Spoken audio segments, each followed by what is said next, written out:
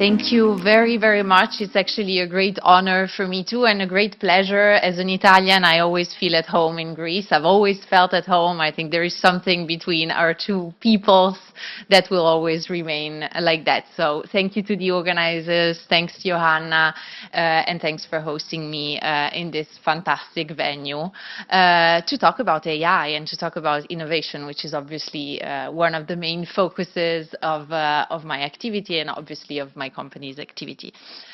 I am quite an old Facebook employee, both in terms of age, but also in terms of Facebook years, in the sense that I've spent already 10 years working for this company, which is basically half of the age of the company. So I've really had the chance to see its evolution, right? From Facebook, which, as you all know, was born to really allow people to keep in touch with each other, to communicate with each other, to have access to their family and friends, but also created for the first time, together with the rest of the industry as well, the opportunity for any business, even the smaller ones, to actually advertise, to have access, to democratize access to advertising through digital advertising. Then we also acquired Instagram, so that was communication through images, through video. Then we acquired WhatsApp, so possibility to talk one by one, encrypted communication. And then there is the metaverse. Don't worry, I will not focus too much on the metaverse because I know it's not today's topic, but it's definitely something that has been discussed a lot, especially in the last few years. It actually even made us change our name, right? And the metaverse is our view for the future, but I just wanted to focus on this for just a minute because there is a lot of misunderstanding. People see it as this three-dimensional world where people can do whatever they want. Actually, it's a continuation of our mission, which was to keep people in contact and to allow as much as possible seamless communication. Because if you think about it, the metaverse is actually a way through which we go from 2D communication, so via video, via images, to 3D communication. And the goal through the Horizon worlds with your avatar, etc. And the goal there is to go back as much as possible to this idea and to this sensation of physical meeting, physical encounter. And this is really the vision that will continue, and that is a 10 years vision, so obviously. And then we have AI. Actually, AI, we were hearing it before in the panel before from the moderator. Now everybody talks about AI. It's been kind of 6 months to 1 year that everybody talks about it. We have been using AI for the longest of time, most importantly, to moderate content on our platform. So AI has always been one of the most important ways that we used to automatically prevent violating contents to be on our platform. Obviously, it's not perfect. It's been improving a lot throughout the years, but it's always been like one of the pillars of our functioning as a platform. AI is also more and more one of the pillars of the functioning of our advertising systems, because now through AI, also smaller advertisers can make their campaigns even more effective than they were before, because the AI system is going to allow their ads to really go to the kind of people that are relevant to them. And AI, from our point of view, has always been a priority because we started research on AI 10 years ago in Europe, by the way. So that's another very important point that I want to make. We are obviously a US company, but from the AI point of view, we are a European company. Actually, our research center that has turned 10, so it started when I joined the company, basically, no connection there, it is in Paris, led by Yann LeCun, who is one of the most important experts on AI. And it is really like, it has always been one of the priorities of the company. And so how do we view AI? And then I will get slowly to the fulcrum and to the focus of my keynote. How do we view AI? Well, since the beginning, from our point of view, AI systems needed to be open. And this is something that differentiates us a little bit from our other partners, from other companies, other tech companies. For us, it is important, and it's always been important, that all our work, all our research, but all our systems are as well, our language models, are open. And there is a reason behind this.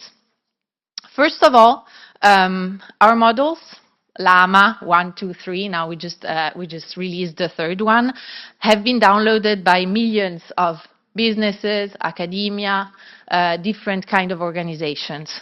So it's actually working. The idea there is to create an ecosystem.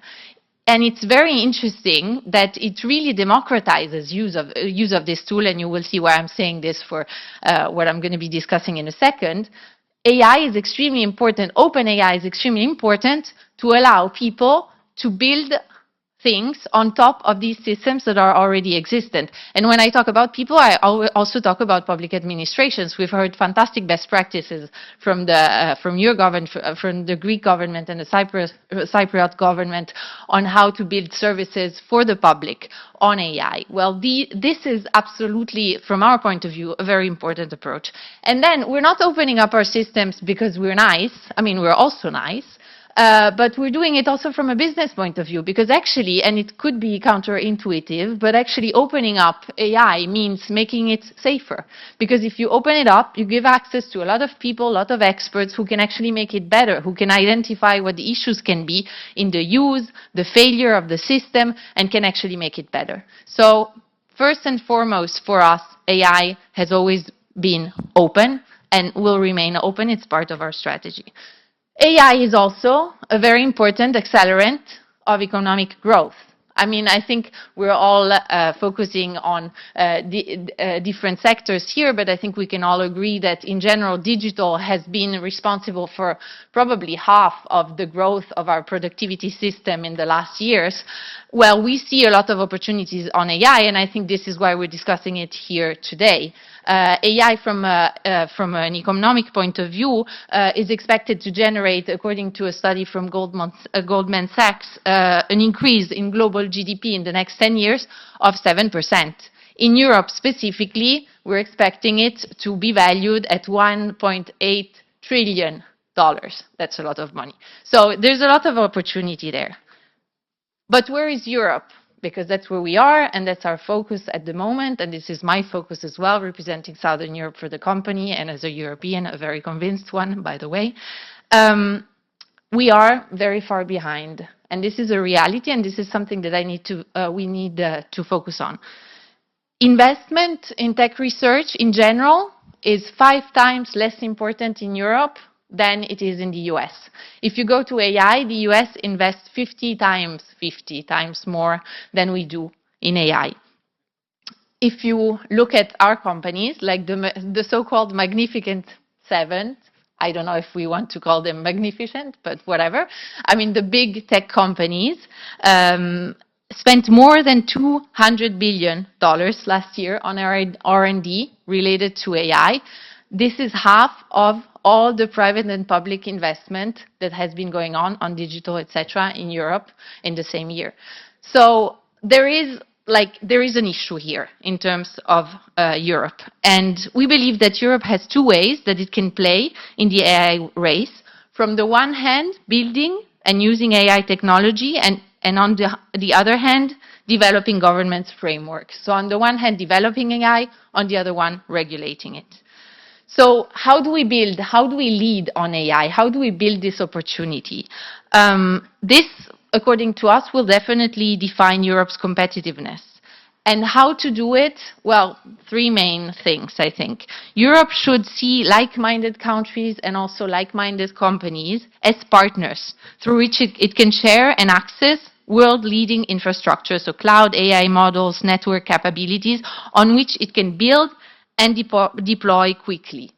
Then another thing, I was talking about open AI before. Open shouldn't be seen as something dangerous, but as an opportunity. Openness should be a strength, not a vulnerability. Open models, for example, like Meta, but there are others, will lower barriers and allow European companies in every member state to create new tools, and without the need, and this is the 3rd point, to rebuild the whole stack of infrastructure from scratch. Why do we have to rebuild everything? We are late. We are behind. Let's use what's existent. And again, it is not a business focus for us. It's an ecosystem growth opportunity that we believe is very important to grasp. And if we don't do it fast, it's going to be at our loss. And then the last thing is making sure that all the fantastic best practices that we're hearing here about from the Greek government, which is particularly advanced as well as the Cypriot government, are shared at European level. It is impressive what we're seeing here. It is impressive to hear the advancement of the skills of Greeks on the AI world. I think this should be leveraged. It is extremely important that this is communicated even more and even better at European level. I will finish on my last point, which is leading on frameworks and on regulation. Obviously, AI is starting to be regulated. Europe just adopted the AI Act. We are in the process of implementing it. This is a lot of work. This is extremely important. This is one of the main focuses for the company. There is also something else that we need to take into consideration. If you look at Europe, like America, for example, like the US, it's a huge region. But differently from the US and differently from China, if you are a small startup in Greece and you want to scale your business outside of Greece, you still have to go through a series of different regulations from the privacy point of view, from the IP point of view, that are different depending on all European countries. So you don't have the same possibility to scale as you have in a big region, such as in a big country, actually, such as the United States. This is an issue, and this is because the digital single market has not been completed. So our second call here for action is definitely to push at European level. We're going to have a new commission, we have a new parliament. Let's push to finally finalize the digital single market, because this is one of the ways in which we're going to be able to go back to leading on this topic. And finally, when talking about regulation, regulation is key to protect consumers, and it is fundamental. And when we talk about AI, there are a series of different threats that are coming up, new and old, and it is impossible that it is important, sorry, not impossible, on the contrary, it is important that we tackle them through regulation. Citizens must be protected. But regulation is also useful for competitiveness. I was talking about it just before. It is important that we also leverage regulation for competitiveness. And so I don't know how many of you have heard about Mr. Letta, many of you probably, Mr. Letta's report that was recently published. Like his excellent suggestion of a competitiveness and enforcement commissioner, from our point of view, should also be supplemented with a competitiveness impact assessment of any regulation that is related to digital. So I'm finishing on this. Partnership is key, partnership between private and public sectors to make sure that we take the best out of the advantages that are in front of us from the point of view of AI, and that we really grow together as Europe and as companies and public sectors. Thank you very much.